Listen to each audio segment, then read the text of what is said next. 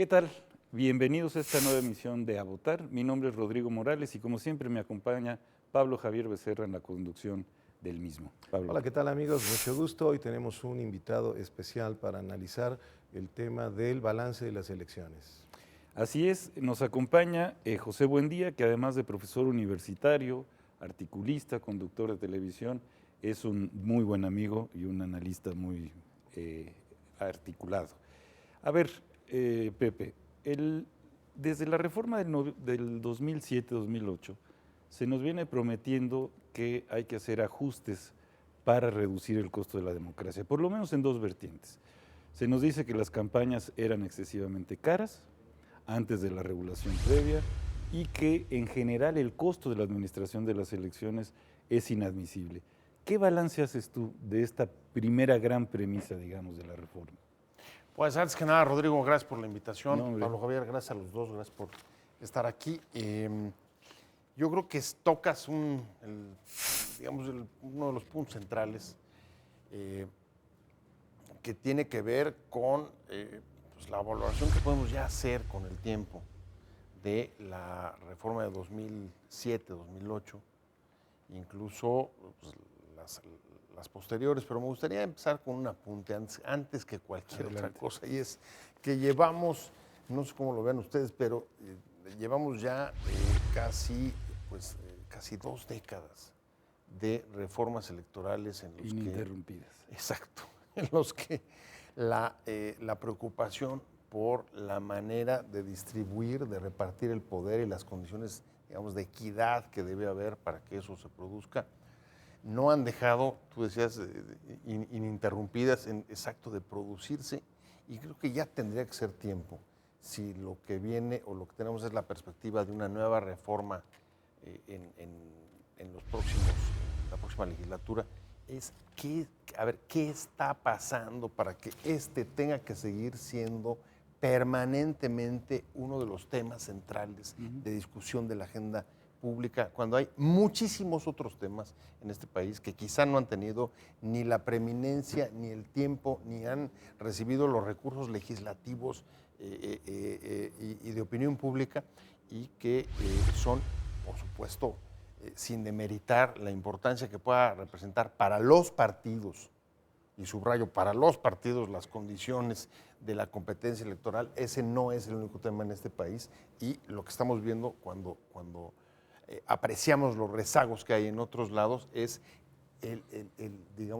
lo que ha consumido este tema y lo que ha restado a muchos otros temas de la agenda que deberían haber ocupado y haber sido mucho más relevantes. Pero regresando al punto de qué es lo que en su caso habría que cambiar, y es que en efecto, tú lo decías con toda claridad, coincido, las dos promesas de la reforma electoral, de 2007-2008 fueron: una, lograr elevar la calidad del debate, y eso implicó la presentación de un nuevo modelo de comunicación, y la segunda, sacar o regular la entrada del dinero a las campañas para evitar que el que más dinero tuviera pudiera tener una ventaja sobre los demás.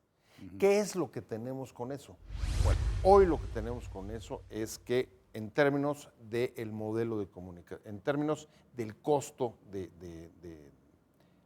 que fue, digamos, la tercera promesa, es si aplicamos este modelo de comunicación y sacamos el dinero de la campaña, gracias a la centralización de la adquisición de los tiempos oficiales por parte de la autoridad electoral, vamos a lograr, tú lo decías también, la promesa de reducir el costo de las campañas. Y en la elección que acaba de ocurrir, uno de los datos que tenemos es que, en efecto, el costo no solamente no descendió, sino que se incrementó notablemente. Quizá respecto a 2009, la intermedia anterior, hay un incremento de 45%. Por supuesto, esta vez la reforma del año pasado generó procesos concurrentes en 17 entidades, y se comprende que eso haga pues que los montos sean también mayores. Pero de todas maneras, el incremento es muy alto. No, en ningún caso ha habido una reducción de los presupuestos para los partidos, ni en las prerrogativas ordinarias, ni en campañas, ni para la operación de la organización electoral y de las instituciones, sino al contrario, ha venido incrementándose. Y dentro de eso vemos datos como el costo del voto. El costo del voto es llamativo. Resulta que las fuerzas políticas y los candidatos que quizá tuvieron menos acceso a los medios de comunicación son los que lograron tener un uso más eficiente de los recursos. Ahí está el voto, por ejemplo, de Morena en las elecciones federales. Es el partido que gastó menos dinero por voto. Más o menos se llevó 33 pesos por voto, mientras un partido que perdió el registro, como fue el caso del PT, fue de los que más dinero gastó y se fue más o menos 348 pesos por voto. 10 a 1. 10 a 1, exacto. Luego tienes en el PRD, uno de los partidos que perdió evidentemente el proceso electoral, se va a 214 pesos por voto. Tienes a Nueva Alianza, que es también de los partidos que resultan más caros, 253 pesos por voto. Y tienes al PRI, digamos, el ganador, por lo menos de la mayoría junto con sus aliados, que se sube a 124, 125 pesos por voto. Por lo menos es 3 o 4 veces más alto de lo que le costó el voto a Morena. Y está el otro caso es el de los independientes, que a pesar de que hubo, y en el caso de Nuevo León fue uno de ellos, una revisión para que pudieran recibir de dineros privados los mismos que recibían los candidatos de los financiamiento público, logra hacer una campaña en la que, según lo que invierte respecto de los votos que obtiene, le cuesta cada voto 38 centavos versus su inmediata competidora, en segundo lugar, Ivonne Álvarez del PRI, que le cuesta alrededor de 23 pesos. Entonces, una cosa que cae por su peso en esta elección, y me parece que es dato para cualquier revisión que venga, es no se necesita tanto dinero para la democracia. Claro. No se necesita tantos recursos para competir. Se puede lograr convencer a la ciudadanía sin tanto dinero y sin necesariamente, el caso del Bronco es el ejemplo, gastar tanto dinero en los medios tradicionales. Hizo una campaña que por supuesto gastó dinero y que por supuesto le costó, pero a través sobre todo de las redes sociales.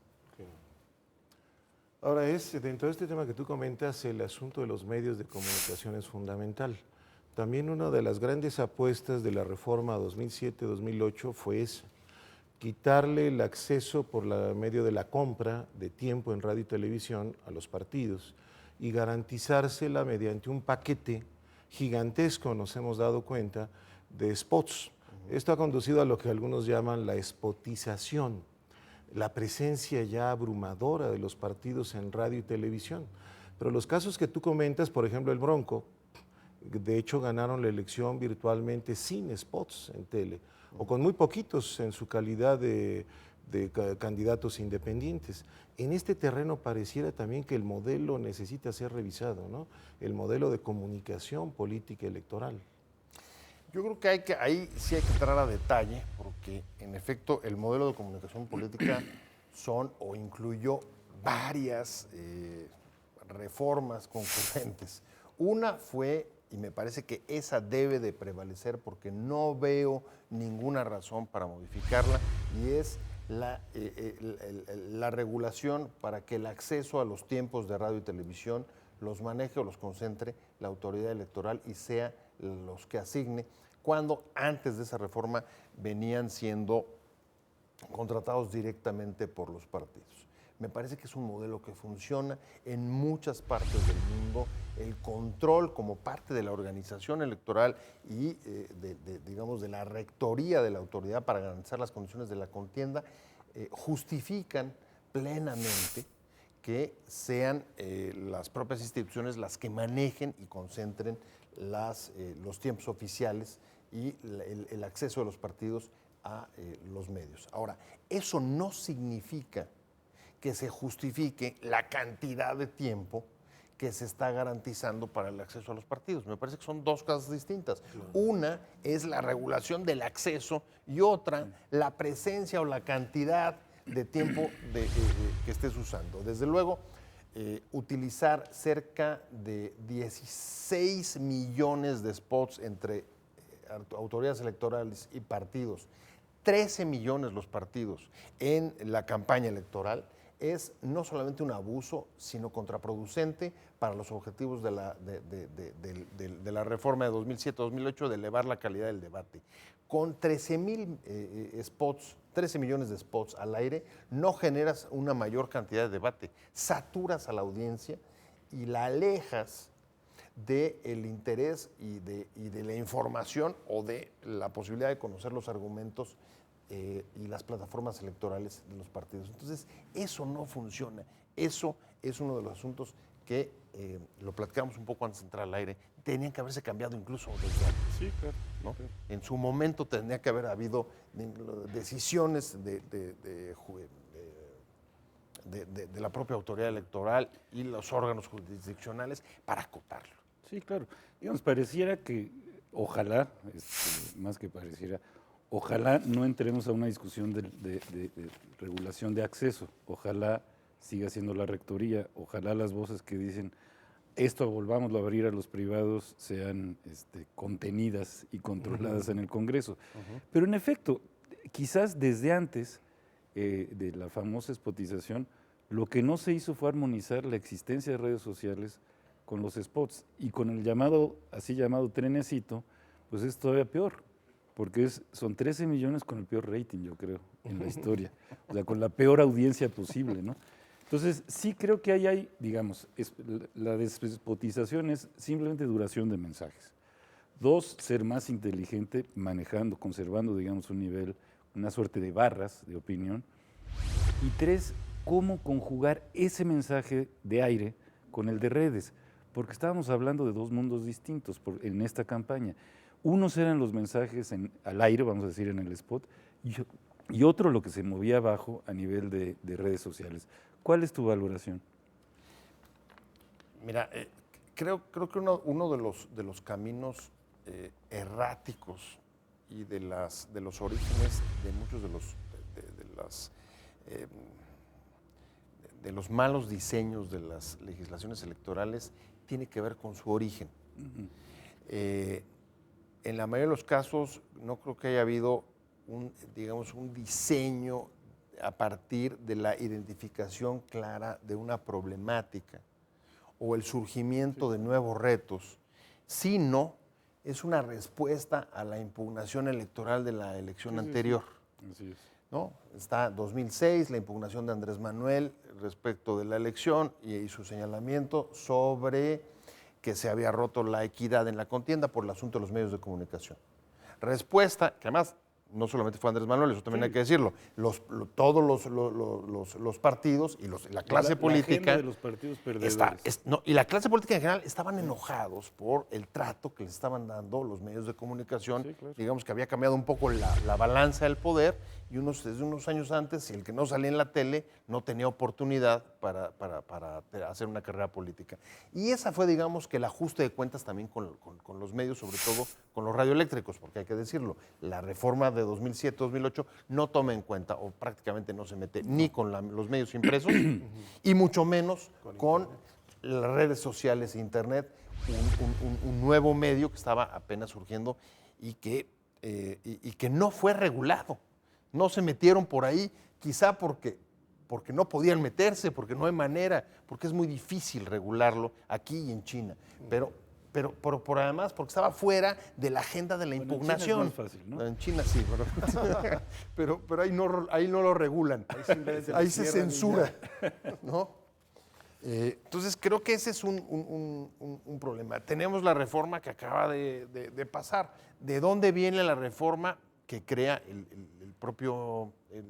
la centralización de todos los procesos electorales en el Instituto Nacional Electoral? Bueno, pues quizá de un diagnóstico también electoral de Acción Nacional que dijo, es que como en los estados. Sí, los soples Se quedó el autoritarismo y eso es lo que permitió que el PRI no desapareciera, pues hay que pegarle y quitar el control a los estados. Entonces, otra vez, un diagnóstico político, sea bueno o sea malo, correcto o incorrecto, no me meto a eso, pero es el diagnóstico político del partido perdedor es el que impulsa un nuevo diseño que tampoco me parece que sea o que haya sido necesario. Claro, de hecho pareciera ser que los partidos perdedores son los que definen la siguiente reforma electoral. Absolutamente. Los reclamos del partido perdedor se traducen en buenas o malas reformas y al parecer de las que hemos tenido pues ha habido bastantes problemas como estamos comentando. Ahora, seguramente uno de los frutos de esto es el hecho de que buena parte de la vida electoral se ha judicializado. Es decir, los partidos políticos ya por sistema impugnan todo. Es decir, si ocurrió tal cosa, impúgnala y luego vemos si funciona. De hecho, estábamos viendo apenas en estos días un balance que publicó el Tribunal Electoral del Poder Judicial de la Federación acerca de poco más de 23,000 asuntos que ya han sido resueltos tan solo en este proceso electoral. Entonces pareciera que de la vía de la elección, de la política electoral, se ha pasado a la vía más bien de la judicialización de lo electoral. Yo pienso, por ejemplo, países como Francia, en el que la elección es el día X y 9 días después está tomando posesión el presidente de la República. Ahí no hay nada de que debe haber meses enteros para que se resuelvan las impugnaciones. Pareciera ser entonces que la judicialización se ha convertido algo así como en la reina del ámbito de lo electoral en México, ¿no? ¿Cómo la ves? Paradójico, porque tenemos una historia reciente de construcción de instituciones y de leyes electorales que durante pues toda la época digamos, del cambio político desde los 90, la creación del instituto, la ciudadanización, etcétera, tenían un objetivo fundamental que era erradicar las prácticas fraudulentas, luchar contra el fraude y lograr que pues algo tan simple como lo que dices, que cada voto fuera contado y contara y eso diera por lugar la representación política y debería de asumirse lo antes posible, digamos, prácticamente después de contar los votos. Ahora, qué paradójico que si este fue el objetivo de buena parte de toda la construcción y toda la arquitectura electoral en el país, la lucha contra el fraude, haya generado, digamos, quizá una sobrereglamentación de los propios partidos, que si en un principio se justificaba por la necesidad de superar lo que en algún momento se pueda llamar la feria de las desconfianzas, haya derivado pues, en una construcción de un aparato burocrático y de una excesiva raigambre de normas y de regulaciones que son los propios partidos los que utilizan para, digamos, tratar de llevar la contienda electoral por vías administrativas y modificar los resultados que no obtuvieron en las urnas. En buena medida, en efecto, se están presentando impugnaciones y utilizando los mecanismos al alcance, los mecanismos de impugnación, casi como vía administrativa para sentar un precedente que luego te pueda permitir sentarte a negociar o tratar de trocar fuera de las urnas los resultados o, para ser más precisos, para revertir o tratar de revertir las derrotas que te dejaron las propias urnas. Y eso pues, es una de las perversiones más grandes porque lo que estamos teniendo es un sistema electoral cada vez más abigarrado, cada vez más complicado, cada vez más burocratizado, aquella idea de la institución electoral dirigida y organizada por ciudadanos, ¿no? Son los que organizan la elección. Creo que al paso del tiempo ha dado paso, aunque se mantengan algunas figuras como los funcionarios de casilla que son ciudadanos o los propios ciudadanos que están en el Consejo General, pero ha acabado dando paso a un órgano prácticamente de Estado, burocrático, en el que buena parte de los recursos se están utilizando en resolver y sacar adelante pues, un litigio electoral que está, como lo decían ustedes hace un momento, corriendo por una vía paralela a lo que está pasando a veces en las urnas, en las calles, en las campañas y en los procesos electorales. Si algo nos congratulamos en esta elección es que incluso todos los presagios de violencia o de alteración de las elecciones, pues no se dieran, y luego, pues digamos, esa buena noticia, ese desarrollo pacífico y el que se pudieran haber instalado prácticamente el total del inmenso número de casillas, que los votos se hayan dado, en fin, contrasta sobremanera pues con un número como cerca de 25,000 impugnaciones, que te hablaría más bien de una elección llena de problemáticas, conflictos, trampas y violaciones o presuntas violaciones de todo tipo a los derechos políticos electorales de los participantes. De todo tipo, claro. Ricardo Becerra decía hace tiempo que las quejas eran ya más un instrumento de propaganda que de búsqueda de justicia. Yo creo que ya ni eso. Es decir, No. hay en efecto casi 24,000 quejas, cientos por cada tipo de elección, pero que no merecen ninguna atención pública. Es decir, el clima, la percepción social, lo que está en la calle y lo que está litigándose en los tribunales no parecen tener alguna conexión. Es decir, sí estamos frente a un sistema en donde no hay rendición de cuentas de los partidos respecto de, a ver, yo puse 1,000 quejas en 5 días, en todas perdí y no tengo ningún costo. O sea, aquí también hay un pendiente, me parece, grande, importante. Es muy difícil pensar en plantear desincentivar, digamos, la presentación de recursos en un mundo en donde el garantismo está ganando terreno y tal. Pero hay que pensar, hay que hacer algo porque estas cifras son verdaderamente, pues, creo que acreditan también cierta frivolidad de los actores en la contienda. No tienen ningún costo, aunque son muy costosas, habrá que decirlo. O sea, hay que contratar abogados, desde el proceso electoral hay que comenzar a armar el expediente, hay que ir juntando las pruebas, hay que incluso en muchos de los casos llevar notarios para dar fe de los instrumentos probatorios que te permitan construir la impugnación. Todo eso cuesta mucho.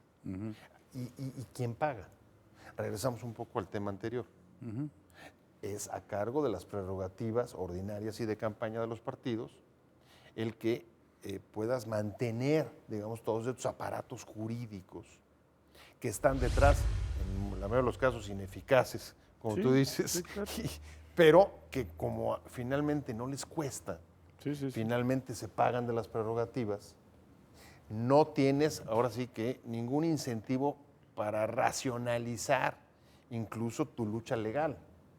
Cualquier ciudadano que tenemos que enfrentar un proceso legal, pues creo que escogeríamos muy bien cuál y en qué momento meterte. Incluso más bien creo que en la mayoría de los casos el costo de asumir la defensa legal te convence incluso de no meterte al pleito y al litigio. ¿Qué te convence aquí de no meterte a un pleito y un litigio? Si por el contrario, algo, y no propaganda, ahí coincido contigo, algo puedes sacar en la mesa, algo puedes sacar después de las urnas, algo puedes obtener en beneficio sobre todo de los derrotados. Claro, sí, porque es un gran problema. Incluso, por ejemplo, en el Distrito Federal, que ya ha sido gobernado por partidos de izquierda, o por un partido de izquierda en las últimas décadas, otro partido que surgió de una escisión del primero, básicamente explica sus derrotas por fraude electoral. En el Distrito Federal era difícil escuchar la palabra fraude electoral, pero en esta elección salió a relucir. Y obviamente esto ha implicado una cantidad también grande de impugnaciones, de quejas, y esto hace que la resolución de los procesos electorales se prolongue muchísimo. De hecho, un estudio comparado hace tiempo calculaba que en México teníamos el periodo de tiempo más largo entre el día de la elección y el día de toma de posesión de los cargos electos. Aunque la reforma reciente trató de reducir eso para el presidente de la República, pero en los hechos pues no ha sido tan posible, ¿no? Entonces por ahí también habrá que buscar, como dice Rodrigo, ¿no?, vías para tratar de por lo menos imponerles un costo político a los partidos políticos que se dedican por sistema, ¿no? Es decir, que es básicamente, mira, perdí aquí, hay que impugnar todo. Pero no tenemos bases, no importa, hay que impugnarlo. ¿Cómo podríamos avanzarle por ese terreno? Estamos terminando. Sí. Ya estamos 2 en las minutos últimas. para que Yo creo que grandes conclusiones. el ejemplo del DF es notable, en efecto, después de muchos años en los que más o menos había habido, pues quizá de los lugares donde menos impugnaciones y menos denuncias de fraude en todo el país. Igual que quizá de los lugares donde menos competencia y donde un partido había logrado mantener la hegemonía, como fue el PRD Durante 2 décadas. hasta desde 97. Exacto. ¿No? Hasta ahora que pierde la hegemonía con Morena, una escisión del propio PRD, es que se vuelven a dar esta clase de fenómenos, pero además incluso ahí te diría que agravados, porque algunas de las denuncias que se han dado me parecen preocupantes sobre la manera en la que se está haciendo política en el Distrito Federal, una ciudad más politizada y en efecto la más, con menos índice de impugnaciones. Tuvimos una de las campañas más sucias. Hay que recordar lo que pasó en Coajimalpa. Sí, claro. ¿Qué pasó ahí? Señalamientos de porros que incluso se vinculan con un exdelegado que luego es candidato. Pero está también Álvaro Obregón y hay señalamientos en Coyoacán sobre todas estas clases de prácticas gangsteriles, o sea, porque eso ya raya en el gangsterismo, que dominaron o estuvieron presentes, déjame no exagerar, pero que estuvieron presentes en denuncias, ahí sí, públicas y en medios, en muchas de las delegaciones del Distrito Federal. Entonces, eso nos lleva otra vez a una nueva reflexión y es, a ver, de cara al futuro, que hasta dónde hemos logrado avanzar, ya no solamente en sobreregular, sino en que esas mismas regulaciones puedan servir para generar mejores prácticas en los partidos y en los propios ciudadanos. Si vemos el DF, más bien lo que vemos es un regreso. Es un regreso. Claro, un retroceso. Bueno, pues con esto llegamos al final de esta emisión. Muchas gracias, como siempre, por su atención. Muchas gracias, Pepe, No, Rodrigo, por muchas haber gracias, aceptado muchas la gracias. invitación. Pablo Javier, muchas gracias. Muchas gracias, José, por supuesto a ti. Y nos vemos en la próxima emisión de A Votar.